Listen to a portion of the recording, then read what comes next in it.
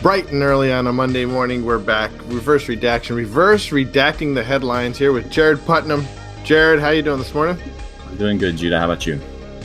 I'm doing mediocre. What's another question we could ask each other? I hate asking how you doing. I have always hated that question. Yeah, I actually hate that question too. Yeah, I don't know. We'll have to think on that one too. We got. So now, not only do I need a closing line, we need an opening line too. I'll think of an opening line if you think of a closing line. All right. Fair enough. So today we're just gonna kind of scattershot. Quickly, I would say popcorn through some of these headlines. Not much to talk about this morning, but there's a few things that we were going to hit on. What was there anything that stood out for you in the news? Well, it was. I think you saw where I posted this to Facebook last night. It was kind of funny where we were just talking about last week. We were talking about the whole James Gunn situation. Yeah. His tweets getting him in trouble.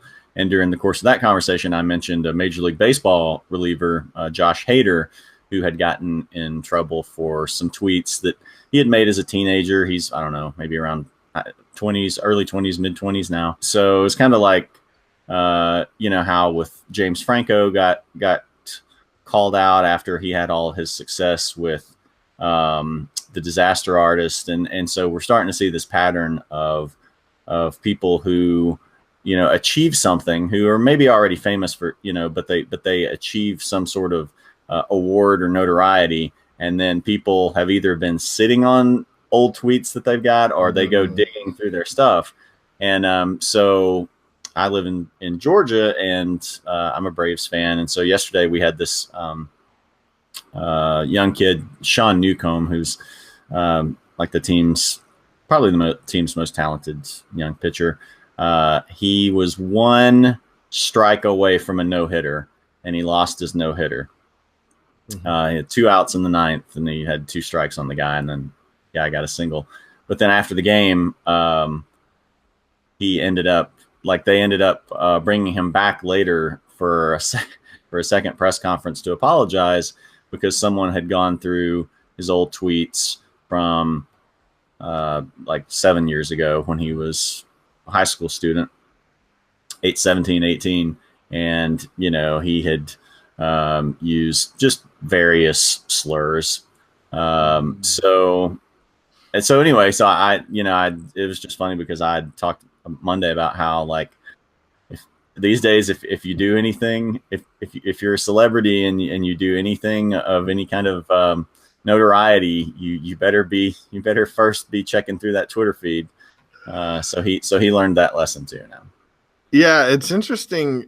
I think you mentioned it at some point that we're entering into a phase of our society where the adults who are coming into the age of being elected, of being hired, and all this have had social media around since they were born. Right. And and it's more than that. It's also the reach of Google too. Mm-hmm. I've been thinking a lot, like, at what point does a society get, or when do we get to the point where these corporations like Google, I guess you could call Twitter a corporation, definitely Facebook, can sort of hold some of this information? What if they start selling some of this information that they have? Could they? Well, I mean, basically, it seems like they have. I think that's been part of, or not selling the information, but selling, I think, access to your data. Yes. And so that's, what some of these scandals like Cambridge Analytica, which was involved in the whole, election scandal and, Russian hacking and this, that, and the other. So, I mean, you always have to treat it like anything that you put out on the internet is public and will be public forever. And I think there was even a thing with Google recently. This is scarier, although at the same time that I kind of in some ways treat emails not exactly the same way, but similarly. But I think there was a thing with Google recently where it found out they had, I think, had potentially been selling access to like people's personal email accounts. Yeah, that's what I was talking about. Like some of these things that might not be public, like DMs, Yeah, right. and emails, they own all that, and they could sell it to the opposition party, whoever that may be. Now that'd be unethical, but I mean, ethics are fluid when it comes to this sort of thing. There's no privacy is something that is hard to really define, right? Especially in the age of the in the digital age, right? Yeah, and even if even if you have a legal right to it in certain instances, if that information gets out there, depending on who you are, whatever you can potentially recoup from suing someone is, if you're in certain situations, is not going to even be worth the damage it might do, depending on what you've said or done. It's I tell some of my clients all the time, you can't take back what you say. Right. Be careful what you say, because you can't take it back. You can amend it, but once you say something to somebody, All right. Well, so speaking of digital age and the media, some of these old dinosaurs, these networks are getting rocked by the Me Too movement. So the recent one is CBS. Now, it seems like, I don't know if the news cycle is making a big deal about it, because there's really not that much out right now. But I was sort of amazed to see so much to do. I mean, it's a bad thing. What was it? This guy, Leslie? Yeah, Les Moonves. There's like 6 women that have come out saying that he was inappropriate with them. And when I dug into it, I couldn't figure out what the allegations were. Something about like unsafe. He made an unsafe, environment. I'm not. What I saw of that was, it looked like, I guess there was an article that was going to be coming out. That's right. And so in that article, there were at least a couple former employees. He's the president of CBS. Yeah. So he's been, a big dog for a while. And so there was a couple of basically about 2-decade-old accusations that he had sexually harassed employees. And I think, like you said, some others were coming forward. So and then at the same time, his wife is Julie Chen, who hosts Big Brother, if you've ever seen it, and she hosts this talk show. I think, can't remember which one it is. Maybe The Chew. I'm never home to watch daytime talk shows, but you're not a big daytime talk show buff? Come on. I need to get a daytime talk show expert. So he's been married to her for like 20 years or so. So I guess these predate that, but potentially, because CBS has kind of been on top for a while. They've been the top network. They had their CSIs, and they've got their NCISs, and they just, they've got like an assembly line where they just roll those things out, and they get those middle-aged to older demographics. So and they've flown under the radar as far as like NBC and MSNBC and all this, and Fox. They all sort of are lightning rods for political stuff, right? And for scandal, I think. But so CBS has stayed pretty clean and pretty out of it for the most part. Yeah, I think part of it is just the fact that they don't have their own sort of big time cable news division, whereas NBC and Fox do. They're not as tied to a cable news network, and then at the same time, just like their their nightly news and morning news, you know, always lags behind the Today Show and Good Morning America, and you know, they tried Katie Couric.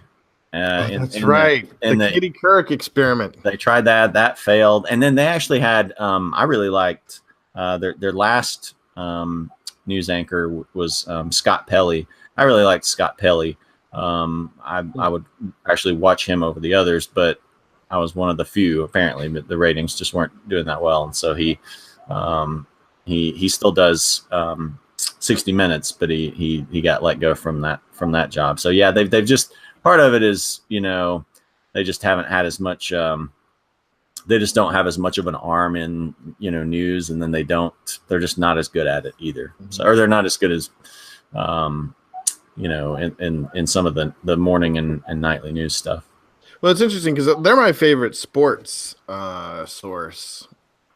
Oh yeah. Sorry. Oh, like online, or just, you mean in terms of viewing? Yeah, I don't have a TV, so definitely not TV, but online. As far as football, they have a really good crew of people.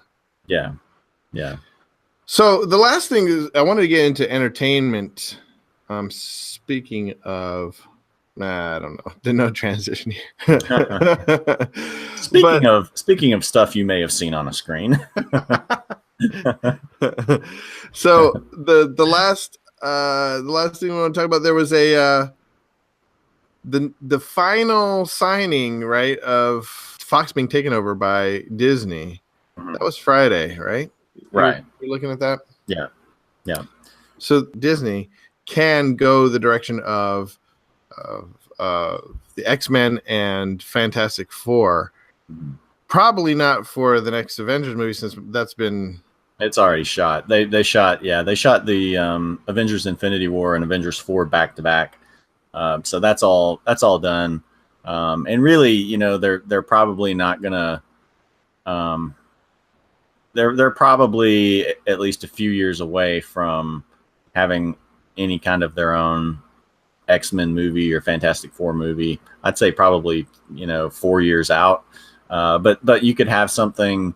You could have some of these things where, just like with Spider-Man, they introduced him in Captain America: Civil War. They could, you know, if they want to, they can, you know, in the next couple years, introduce an X-Man or Reed Richards from Fantastic Four, something like that, to kind of, you know, sort of a soft opening into those little worlds. Will they?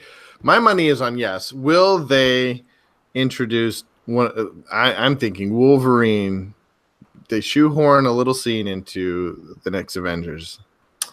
Well, I don't know, because they're acting like, from what I've read, you know, Avengers 4 will be the last Avengers movie. That they're actually going to go with a different team going forward. So I think there's a good chance they might put him into whatever that's going to be, but they're playing it off like, you know, Avengers 4 will kind of wrap up the Avengers saga, and then whatever, you know, whoever's left over, you know, guys like Spider-Man, Black Panther, of course, Captain Marvel is going to be coming out. They've already said that she's going to kind of, you know, take the role of the leadership role that Iron Man's had.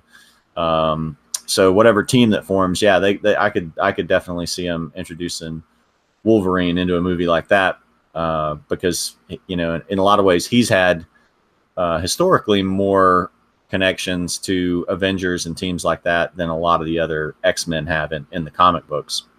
Yeah, he's sort of the roamer. He's been a part of several teams. The new X-Men, of course, X Factor. Was it X Factor?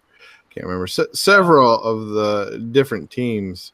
Mm-hmm. Since he's a loner, he's sort of like, his allegiance goes here and there. Right. Yeah, he gets tired of them. They get tired of him, and so yeah.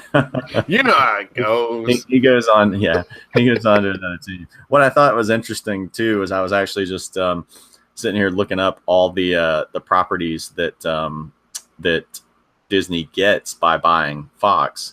So of course, you know, we think so much of superheroes with the Marvel Cinematic Universe and its ties to Disney that, of course, X-Men and the Fantastic Four were the ones that I really cared about and that were popping to mind. But of course, then there's some others that I hadn't really thought about, like they get Avatar, they get Alien and Predator.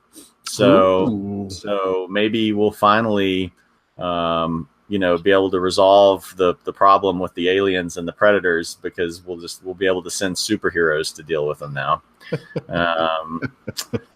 That's the next big baddie. Yeah, right. Exactly.